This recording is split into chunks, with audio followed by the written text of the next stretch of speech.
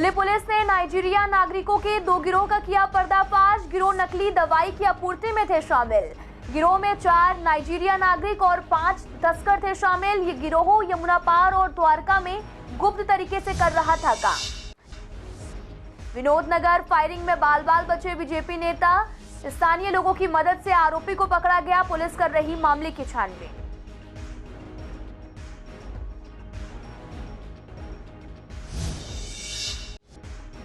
हर्ष विहार थाना पुलिस के हाथ लगी बड़ी कामयाबी। पुलिस ने 9 से 14 साल से गिरफ्तारी से बच रहे अपराधी को किया गिरफ्तार।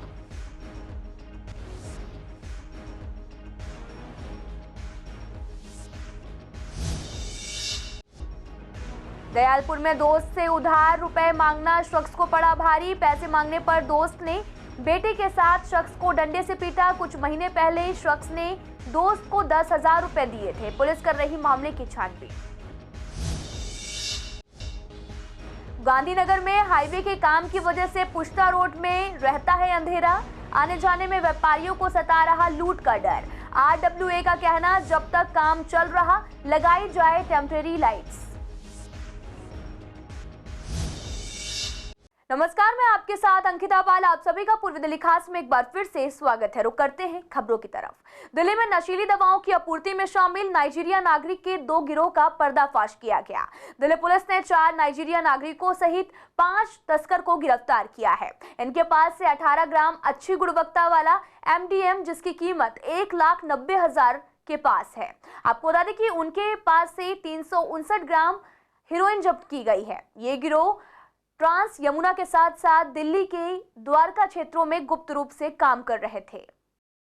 तो वहीं पूर्वी दिल्ली के कल्याणपुरी थाना अंतर्गत ईस्ट विनोद नगर में बीजेपी नेता राकेश कुमार पर बीती रात बदमाशों ने फायरिंग कर दी। गनीमत ये रही कि इस फायरिंग में राकेश कुमार बाल बाल बच गए। आपको बता दें कि राकेश कुमार ने स्थानीय लोगों की मदद से एक बदमाश को पकड़ लिया है और उसे पुलिस के हवाले कर दिया। फिलहाल पुलिस पकड़े गए आरोपी से पूछताछ कर रही। राकेश कुमार मयूर विहार बीजेपी मंडल में महामंत्री हैं और परिवार के साथ ईस्ट विनोद नगर में रहते हैं। राकेश ने बताया कि उनके भांजे विशाल को मोंटी नाम का युवक कुछ दिनों से धमकी दे रहा था। सोमवार रात करीब 10 बजे वह मोंटी अपने साथियों के साथ उनके कार्यालय के पास से गुजर रहा था। तभी उन्होंने उसे रोककर भांजे विशाल को धमकी दिए जाने की वजह जानने की कोशिश की तो मोंटी ने उन पर फायरिंग कर दी और भागने लगा। गनीमत ये रही कि गोली उनके पैर से छूते हुए निकल गई। उनकी जान भी बाल बाल बच गई। आसपास मौजूद लोगों की मदद से मोंटी को पकड़कर पुलिस के हवाले कर दिया गया। साथ ही उसके पास से पुलिस को देसी पिस्टल और कारतूस बरामद किए गए। फिलहाल पुलिस इस पूरे मामले की छानबीन कर रही है। यहाँ पे कुछ लोग झगड़ रहे थे आपस में और गोली चली यहाँ पे। अच्छा, यही जगह पे। अच्छा। तो फिर उसके बाद गोली चली है, फिर उनको पकड़ लिया गोली चलाने वाले को। उसको भी पुलिस लेगी, कट्टा भी उसका बरामद हो गया। उसको भी पुलिस लेगी, मेरा DVR भी लेगी। झगड़ने वाले 2-3 का पता लग गया, नहीं ये कोई पता नहीं। एक तो हमारी कॉलोनी के बालाजी प्रॉपर्टी वाले हैं जिनका झगड़ा, उसका नाम बिल्लू बोलते हैं।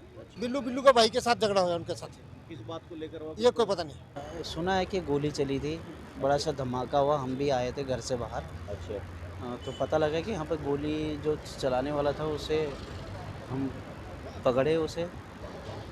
तो आसपास के लोगों ने उसे डंडे मार के उसके पिस्तौल जो भी था, उसके बाद कट्टा अट्टा जो भी था, अच्छा, छीन लिया। हाँ, छीन लिया था। पुलिस को हवाले कर दिया किसने? हाँ, पुलिस के हवाले। कौन लोग थे, किस बात पे झगड़ा हो रहा था और किस बात का मैटर मेरे समझ में नहीं आया, क्या था क्या नहीं था करके। अच्छा, यहीं के लोकल लोग थे जिनका? हाँ, लोकल ही होंगे वो। तो वहीं हर्ष विहार थाना पुलिस को एक बड़ी कामयाबी हाथ लगी। आपको बता दें कि पुलिस ने 9 से 14 साल से गिरफ्तारी से बच रहे अपराधी को गिरफ्तार कर लिया है। आपको बता दें कि पुलिस थाना सीमापुरी के BC सहित 2 उद्घोषित अपराधी और पुलिस थाने हर्ष विहार द्वारा गिरफ्तार किए गए दोनों आरोपियों से पुलिस लगातार पूछताछ कर रही है। पूर्वी दिल्ली के दयालपुर इलाके में एक शख्स को दोस्त से पैसे उधार मांगना भारी पड़ गया। आपको बता दें कि दोस्त ने बेटे के साथ उस पर डंडे से हमला कर दिया।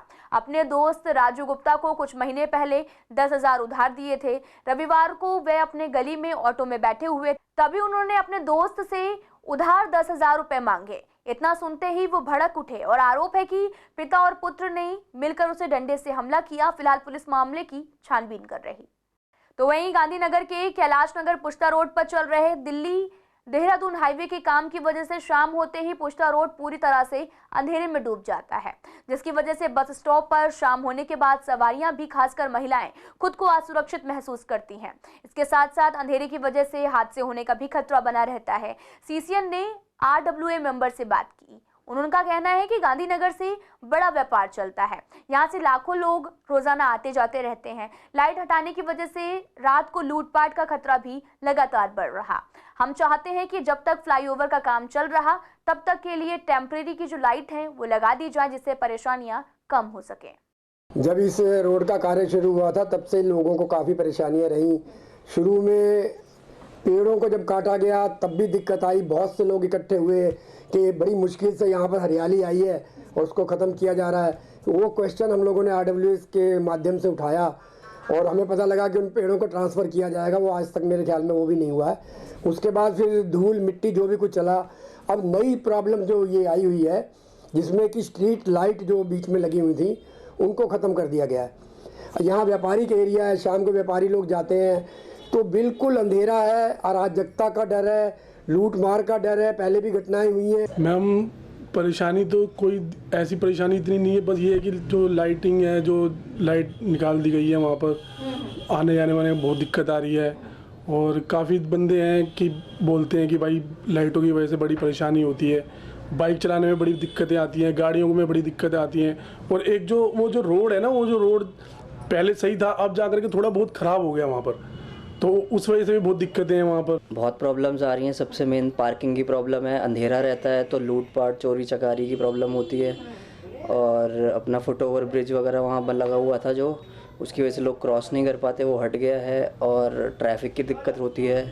लेकिन स्ट्रीट लाइट क्योंकि हट गई है पिलर बनाने की वजह से, उसकी वजह से सबसे ज्यादा खतरा किस चीज का यहाँ पर? सबसे ज़्यादा खतरा यहाँ व्यापारी हैं, ज़्यादातर गांधीनगर मार्केट है तो उनके साथ लूटपाट या कुछ चोरी चकारी का खतरा है। सफाई कर्मचारियों की लंबित मांगों को लेकर दिल्ली सफाई कर्मचारी आयोग के चेयरमैन संजय गहलोत ने MCD के शाहदरा साउथ की DC वंदना राव के साथ बैठक की और इस मौके पर एडिशनल DC रूबल सिंह के अलावा जोन के कई अधिकारी मौजूद रहे। आपको बता दें कि बैठक के दौरान वंदना राव ने सफाई कर्मचारियों की लंबित मांगों को जल्द से जल्द पूरा करने का आश्वासन दिया है। बैठक के बाद संजय गहलोत ने कहा कि दिल्ली नगर निगम सफाई कर्मचारी आयोग सफाई कर्मचारियों की समस्याओं के समाधान में लगातार काम कर रहा।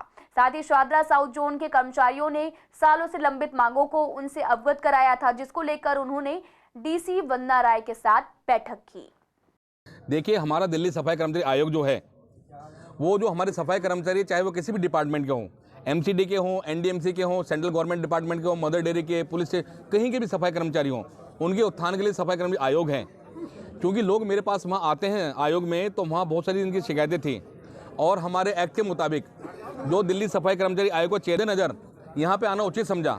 क्योंकि जैसे एक मॉल होता है ना, उसमें सारी चीज़ें एक साथ मिल जाती हैं, ऐसे डिपार्टमेंट में यहाँ असिस्टेंट कमिश्नर भी हमें मिल गए, डिप्टी कमिश्नर भी मिल गए, यहाँ पे अकाउंट्स डिपार्टमेंट के लोग मिल गए, AO मिल गए, लेबर डिपार्टमेंट मिल गए, सभी लोग मिल गए और साथ साथ जो हमारे कर्मचारी हैं वो भी यहाँ पे मिले। तो बहुत से सोल्यूशंस यहाँ पे हुए हैं। 20 दिसंबर 2022 को सबसे पहले जो हमारे सफाई कर्मचारी हैं, कच्चे कर्मचारी, उनके लिए बड़ी खुशखबरी है। कुछ कर्मचारी ऐसे उनको पक्के होने का लेटर मिल चुका था लेकिन मेडिकल नहीं हो पाया था। डिप्टी कमिश्नर ने कहा है, वंदना राव जी ने भी, मैडम ने, कि 2 दिन के भीतर भीतर उन लोगों को मेडिकल होके उनको पक्की नौकरी ज्वाइन करा दी जाएगी। इसके साथ साथ एक बात और है, जो कर्मचारी ऐसे हैं जो 94-96 के तो पक्के हो चुके हैं, कुछ 96-98 के लेफ्ट आउट जिन्हें हम कहते हैं, जो लेफ्ट आउट के हमारे सफाई कर्मचारी हैं, उनकी फाइलें सारी बना ली गई है। क्योंकि चुनाव का समय था, चुनाव अभी खत्म हुआ है, इसके तुरंत बाद 1 हफ्ते का समय दिया गया है, वो सारा का सारा रनिंग में आ जाएगा।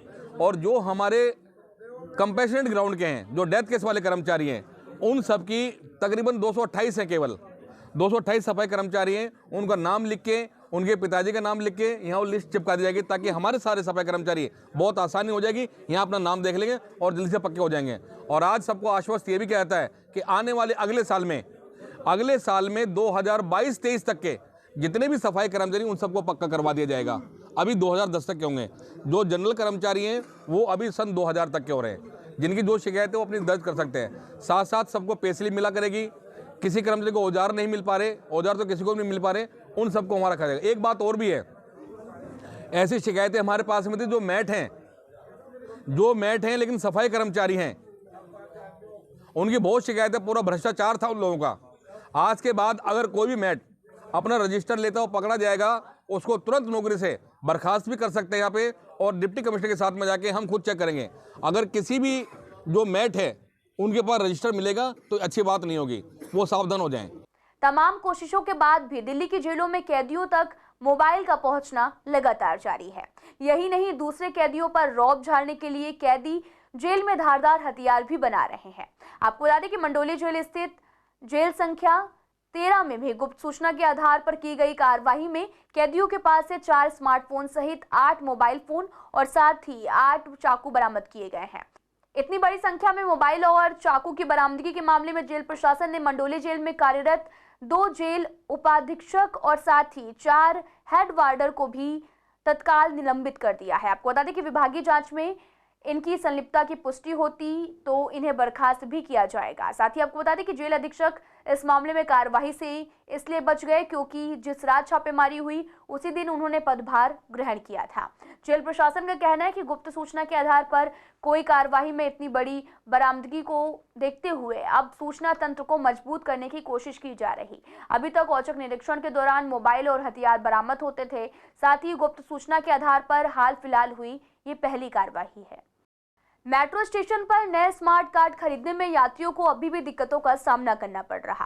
खासकर आप अगर दोपहर में या फिर शाम के समय किसी स्टेशन पर स्मार्ट कार्ड खरीदने जाएंगे तो हो सके कि आपको कार्ड ना मिल पाए और अलग अलग स्टेशनों के चक्कर भी काटने पड़ सकते हैं। सीसीएन के संवाददाता सोनिया शर्मा ने जब लोगों से बात की तो उनका कहना है कि कार्ड से आसानी होती है और बार बार लाइंस में नहीं लगना पड़ता है। साथ ही कुछ % अमाउंट पर डिस्काउंट भी मिलता है, लेकिन जब दिक्कतें होती हैं तो कार्ड बनवाने में काफ़ी परेशानी होती है और ऐसे में मेट्रो को कोई अन्य ऑप्शन यात्रियों के सामने रखना चाहिए जिससे उन्हें कोई भी परेशानी ना हो। शायद मे भी क्योंकि कन्वीनियंट तो है कार्ड, तो बार बार लाइन में नहीं लगना पड़ रहा है एंड एवरीथिंग। कुछ रिबेट भी मिल जाता है, कुछ % का। हाँ, शायद 10 या 30% ऑफ रहता है। 30 का है तो 27 का हो जाएगा। जैसे बाकी चीज़ें ऑनलाइन QR कोड टाइप वो हो सकता है, बाकी तो हमें प्रेफर मतलब हो जाए, कार्ड मिल जाए अवेलेबल। QR कोड से ही स्कैनिंग वगैरह से ही हो जाए तो बेटर है। हाँ वो तो है, बट ये होता है ना कि जिसका डेली का आना जाना है दे प्रेफर यूजिंग कार्ड्स। बाकी टोकन अगर मेट्रो से ज़्यादा यूज़ नहीं कर रहे तो टोकन यूज़ करते हैं। हाँ, may be mobile QR code scan करके ऐसा कुछ अगर हो सके तो that would be more comfortable rather than using card और टोकन बार बार। हाँ, कार्ड के लिए कन्वीनियंट ये लगता है कि जो हमारा चार्जेस है 5 रुपीज़ लेस रहता है। हाँ, कंपेयर टू टोकन में 5 रुपीज़ का चार्जेस इंक्लूड रहता है। साथ जो लाइन में लगना होता है हाँ, उससे भी टाइम कंज्यूम नहीं होता है, जिससे कि हमें आसानी होती है। मेट्रो का भी जल्दी पकड़ना, टाइम नहीं हमारे पास, तो उसमें लाइन से बच सकते हैं। ऐसा सुनने में आया, लेकिन अभी तक मेरे साथ नहीं हुआ है। इनकेस अगर किसी के साथ हुआ होगा तो ज़रूर ऐसा हुआ, लेकिन मेरे साथ है। हाँ, कार्ड के थ्रू फ़ायदेमंद है कि डेली जो हमारा टाइम है ना, टाइम लॉस नहीं होता। तो वहीं पूर्वी दिल्ली की कुछ सड़कों की स्थिति अभी भी बदहाल है। आपको बता दें कि मंगलम की सड़क जो करकड़ी मोड़ से हेडगेवार हॉस्पिटल तक जाती है, इस रास्ते पर सेंट्रल स्कूल और कई सरकारी दफ्तर भी हैं। कई जगह सड़क टूटी हुई है लेकिन कोई भी सुध लेने वाला नहीं है। राहगीरों का कहना है कि जल्द से जल्द इस सड़क को ठीक किया जाएगा जिससे परेशानियां भी कम हो सकेंगी। बहुत ख़राब है, यहाँ धूल मिट्टी उड़ते रहते हैं, बच्चे सब पढ़ने आते हैं, छोटे छोटे बच्चे होते हैं, उनके साथ परेशानी होती है। धूल उड़ने से प्रदूषण बढ़ता है और क्या, आँख में सांस लेने में दिक्कत होती है। इसको सही करना चाहिए गवर्नमेंट को और क्या, क्योंकि बच्चे के स्कूल है और भी केंद्रीय विद्यालय है। ऐसी जगह काफ़ी स्कूल के बच्चे आते हैं, गाड़ी आती है, धूल मिट्टी उड़ते रहते हैं, उनको बहुत परेशानी होती है। ये रोड काफ़ी टाइम से टूटा हुआ है, यहाँ पे कम से कम 6 महीने से ज़्यादा हो गए इसको रोड को टूटे हुए। ये सही कोई नहीं, कोई रिपेयरिंग नहीं, कुछ नहीं, खाली वो डालते हैं वो भी नहीं डाल के गए हैं। ये भी रोडी बदरपुर जैसे किसी का मकान टूट गया तो उन्होंने मलबा डाल दिया है। एक्सीडेंट में ज़्यादा दिक्कत होती है, बारिशों में बहुत दिक्कत हुई थी। बारिशों में यहाँ पानी भरा हुआ था, स्कूटर मोटरसाइकिल वालों को ज़्यादा दिक्कत होती है। हमारे तो गाड़ी है, हमें तो इतनी धूल मिट्टी की वो नहीं होती।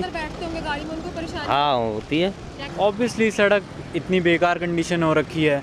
अब इनका क्या होता है कि गवर्नमेंट देती है, पैसे प्रोवाइड करती है कंस्ट्रक्शन के लिए, बट बीच में कोई ना कोई होता है जो पैसे खा लेता है और जिसकी वजह से कंस्ट्रक्शन में प्रॉब्लम आती है और वो जो मटेरियल होता है वो कम यूज़ करते हैं।